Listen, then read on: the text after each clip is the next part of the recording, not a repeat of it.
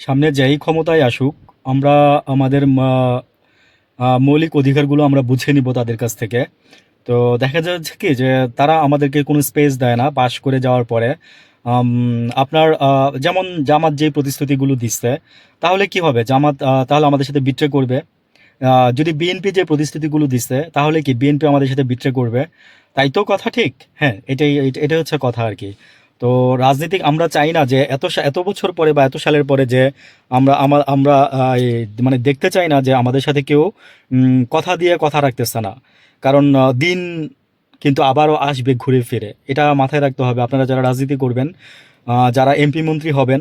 আর জামাত ক্ষমতায় আসলে আমি আমি আমার ব্যক্তিগত এক্সপিরিয়েন্স থেকে বলবো, যদিও আমি কোনো দলের সাথে ইনভলভ না, আমি জনতার কাতার থেকে সবসময় কথা বলি এবং ওদের মনের কথাগুলো বলারই ট্রাই করি, এবং বাজারে যে কথাগুলো প্রচলিত থাকে সেগুলোই বলার ট্রাই করি। অনেক সময় অনেক কথা মিডিয়াতে কম প্রচার হয়, সেগুলো আমরা একটু বেশি বলি, যেন সাধারণ মানুষ জানতে পারে বা বুঝতে পারে। তো এইবারের নির্বাচন তো অনেক দিন পরে হচ্ছে।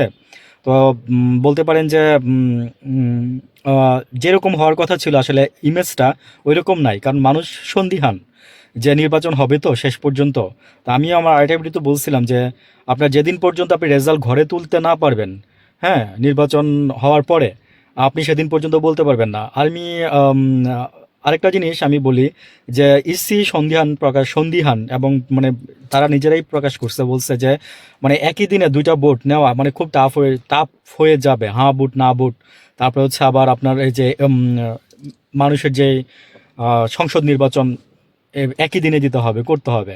তো আসলে এই জিনিসগুলো তো বিএনপির কারণে একই দিনে হয়েছে, নাহলে আগে পরে হইতে পারতো। এটা নিয়ে মানুষের মধ্যে কোনো সে ছিল না, এগুলো মানুষ আগে পরেই করতে পারতো, হ্যাঁ ভুট্টা বা না ভুট্টা।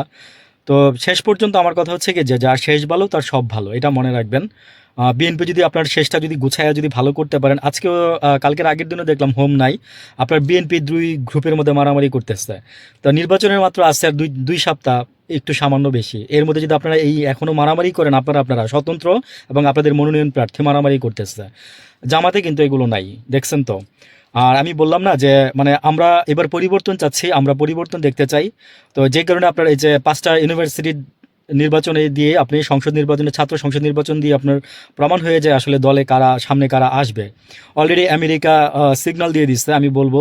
হ্যাঁ, মানে ওইটাই ছিল মেন রিজন। অলরেডি সিগন্যাল সেটা অনেক আগে ডিসেম্বরেই হয়ে গেছে।